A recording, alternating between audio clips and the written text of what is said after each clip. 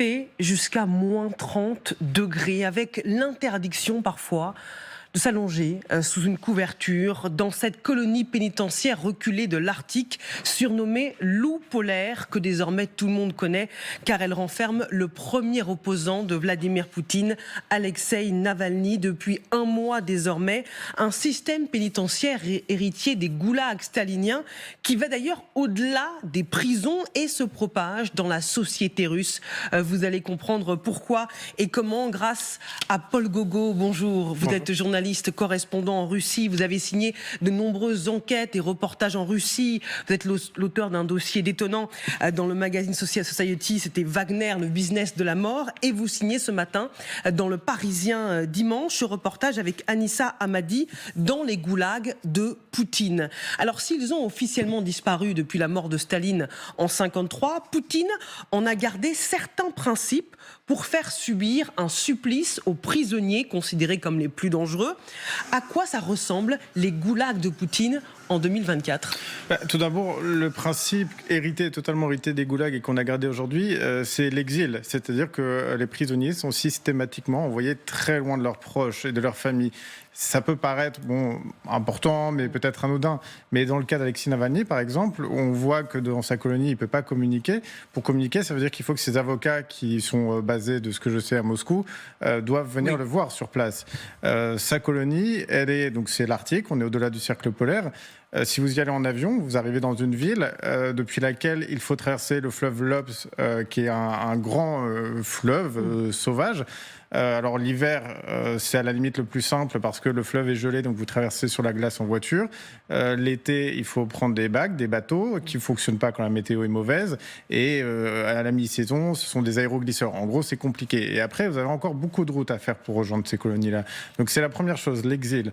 Ensuite, vous avez quelque part un manque d'humanité qui est entretenu. Et c'est ce qui est intéressant quand on s'intéresse aux colonies russes, c'est que ce manque d'humanité, il peut être différent selon les colonies. C'est-à-dire que les colonies, les prisons ont leur réputation. Il y a des prisonniers qui savent très bien que s'ils vont dans telle ou telle colonie, il y aura plus ou moins de corruption, il y aura plus ou moins de violence, d'agression. Il y a aussi des techniques qui consistent à racketter les prisonniers. C'est-à-dire que si vos proches nous envoient, donc ce sont les gardiens, si vos proches nous envoient un peu d'argent, vous serez peut-être un peu moins battus cette semaine. Et donc les prisonniers savent dans quelle colonie tout ça a lieu. On a vu ces dernières années des émeutes qui sont apparues dans certaines colonies justement dues à ces situations parce qu'il y a un moment où c'est trop pour ces prisonniers. Et puis voilà, en fait, il y a aussi... en fait, la liste pourrait être longue quelque part parce que l'héritage, il est assez impressionnant avec quand même une dose de modernité qui est très étrange. C'est-à-dire ? Vous avez notamment, on le sait parce que nous, on a un confrère journaliste en prison en Russie en ce moment, et puis il y a des opposants qui sont emprisonnés un peu partout dans le pays. Vous avez un site internet, vous pouvez écrire la lettre, et la lettre, en fait, elle va être imprimée au prisonnier, elle va être montrée au prisonnier, lui va pouvoir vous répondre, et le service pénitentiaire va vous scanner la lettre et vous répondre, c'est très rapide. C'est quand même très paradoxal quand on voit ce que subissent certains prisonniers. Vous écrivez... un directeur de prison ne manque pas d'imagination quand il faut rendre la vie d'un détenu insupportable. On peut l'empêcher de se couvrir à moins 30 degrés ou l'obliger à rester debout ?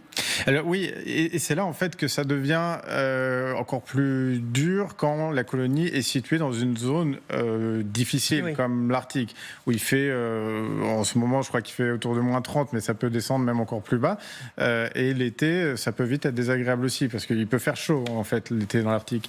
Et donc c'est là que ça devient de plus désagréable, parce que si on veut vous embêter, c'est plus simple. Il y a cette technique, je dois admettre que j'ai découvert cette technique en enquêtant sur le cas Navalny, s'il y a un problème, si on veut vous punir de quelque chose, on vous met dans la cour, on va mouiller vos vêtements et puis on va vous faire attendre. Et il y a aussi la version où vos vêtements ne sont pas encore mouillés, mais on va vous faire garder une position dans le froid. Et si vous bougez, on va vous jeter un seau d'eau. Ou si on cherche quelqu'un à punir pour quelque chose qui a eu lieu dans la prison, mais on ne sait pas qui a fait cette chose, on va faire des punitions de groupe de cette façon-là. Et donc vous allez attendre très longtemps, donc par moins 30, mouillé par moins 30, c'est quelque chose. C'est vraiment terrible. C'est de la torture. Oui. Vous dites également, concernant les familles qui décident d'aller rendre visite, si elles le peuvent, à leurs proches détenus, lorsqu'ils entreprennent le voyage, l'épouse, les parents ou les enfants viennent chargés de victuailles. Pour eux aussi, la prison est une épreuve. Après une expédition de plusieurs jours, on peut les faire attendre des heures dans le Stab, le bloc des visiteurs. Les femmes sont soumises à des fouilles humiliantes. Est-ce que l'idée, c'est aussi de décourager les familles d'aller voir leurs proches pour continuer à tisser ce lien humain avec leur mari, leurs frères? Totalement. Alors, on le comprend, c'est exacerbé avec Alexei Navalny, Oui. où on n'a vraiment pas envie qu'il ait de contact avec le reste du monde. Mais effectivement, c'est important de rappeler que ça existe aussi pour chaque prisonnier, pour chaque famille de prisonniers, qui peut avoir des difficultés pour se rendre là-bas. Alors déjà, ces colonies qui sont dans l'Arctique, tout le monde n'a pas les moyens d'y aller en avion. Donc si vous y allez en train, il faut déjà être prêt à faire 2 jours de train pour aller sur place, 2 jours retour ensuite, avec des difficultés logistiques. La ville dans laquelle est Alexei Navalny, je ne crois même pas qu'il y ait d'hôtel, je ne suis pas certain qu'on puisse y vivre. Donc c'est vite compliqué. Et derrière, l'administration pénitentiaire va effectivement tout faire pour vous faire comprendre que quelque part, vous n'êtes pas le bienvenu. Et j'ai même la sensation que ça correspond à un état d'esprit, à une vision que les Russes ont de leurs prisonniers, qui consiste à penser que si ces gens sont en prison, c'est qu'ils l'ont mérité. Et quelque part, la société russe accepte qu'on enlève cette humanité à ces prisonniers-là. Et donc, il y a à aucun niveau, les familles qui vont venir voir leurs proches vont voir de compassion en face d'elles, parce qu'en fait, je pense qu'à tous les niveaux, toutes les étapes, on considère que si ces gens sont en prison, c'est pas pour rien. Justement, ce qui est intéressant dans votre article, c'est que vous dites également que ce système ne se limite pas aux prisons. Le système de goulag, c'est un système de pensée. Le concept de goulag, il se propage dans l'armée, à l'hôpital, à l'école. Comment ?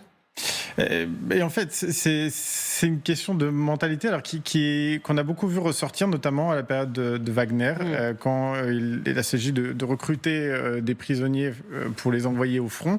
Et la réaction de la population a été assez intéressante, parce que les gens se sont inquiétés de voir ensuite ces hommes en liberté, mais pas du tout du fait qu'on aille chercher ces hommes pour les envoyer au front. Et donc il y a encore une fois cette vision des choses, de se dire que voilà, ces gens-là ne sont pas utiles pour la société. Et on va les rendre utiles de cette façon-là, et on ne les considère pas comme des humains, et donc on ne voit aucun problème à les envoyer au front. Et ça, on le retrouve effectivement dans tous les domaines répressifs russes. On peut même penser aux opposants, par exemple, un opposant qui va avoir un problème avec la police. Je l'ai déjà entendu de plein de gens en Russie. Le russe moyen va dire oui, mais il n'avait qu'à pas se prononcer contre Poutine, contre la guerre, je ne sais quoi. Aucune compassion envers ceux qui osent critiquer le régime. Si on l'a arrêté, c'est qu'il l'a mérité, c'est qu'il l'a cherché. Et moi, je manifeste pas contre Poutine, et j'ai aucun problème dans ma vie. Ma vie fonctionne très bien. Et donc il y a comme ça, le pouvoir arrive à créer un système comme ça, où on va réussir à créer une barrière entre ceux qui font l'objet de la répression et le reste de la population, en gros les bons et les mauvais citoyens. Poutine a d'ailleurs fait couper le chauffage dans certains centres pénitentiaires pour encourager les détenus à partir sur le front en Ukraine.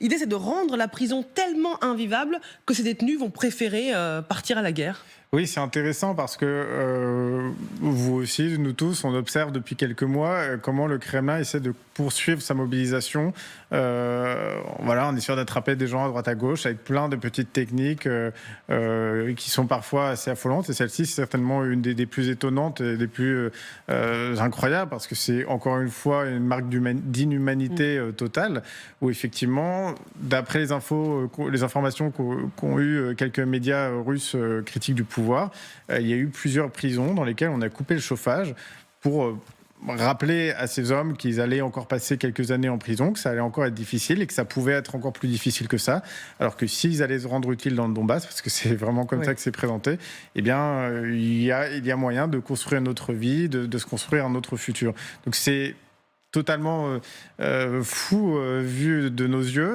mais on a atteint ce point-là en Russie, et encore une fois, il n'y a pas grand monde en Russie pour se lever contre ce genre de technique, parce qu'à partir du moment où vous êtes en prison, on considère que vous y êtes pour quelque chose. C'est dans ce contexte qu'intervient une interview inattendue. La fille aînée de Poutine, issue de son premier mariage, Maria Vorontsova, a pris la parole. C'est extrêmement rare. On rappelle qu'elle est médecin. Elle a parlé des progrès de la médecine, mais aussi de la société russe. Écoutons-la ensemble. Notre société, je veux dire la société russe, avec nos principes de vie, notre culture et notre religion, nos religions avec un S, je dirais que notre société n'est pas tellement centrée sur l'économie. Nous sommes dans une plus large mesure une société centrée sur l'homme. Et pour nous, la valeur de la vie humaine est une valeur suprême. Pour nous, la valeur de la vie humaine est une valeur suprême. Enfin, première nouvelle, quand on voit ce que vous nous avez raconté à l'instant, pourquoi une telle communication ? Alors, c'est étonnant. Alors, cette interview, elle a été diffusée sur un podcast, chaîne YouTube, qui avait très peu de vues, en fait, qui, je pense, n'était pas forcément destinée à être vue par autant de monde, même si j'imagine bien qu'elle-même s'est doutée que ça sortirait vite et qu'on remarquerait vite cette vidéo-là. Effectivement, dans cette interview, quand on regarde cette interview, on essaye tous de trouver des propos qui pourraient concerner Vladimir Poutine, des propos qui pourraient concerner la guerre aussi. C'est un peu compliqué parce qu'elle n'est pas très intéressante, cette interview. Elle dit pas grand-chose, en fait. Mais effectivement, j'ai aussi relevé ces propos qu'on vient d'entendre parce qu'on pense forcément aux critiques qui sont faites par tout le monde, et même à l'intérieur de la Russie, sur l'usage qui est fait des mobilisés et même d'ailleurs des soldats sous contrat dans le Donbass, comme de la chair à canon.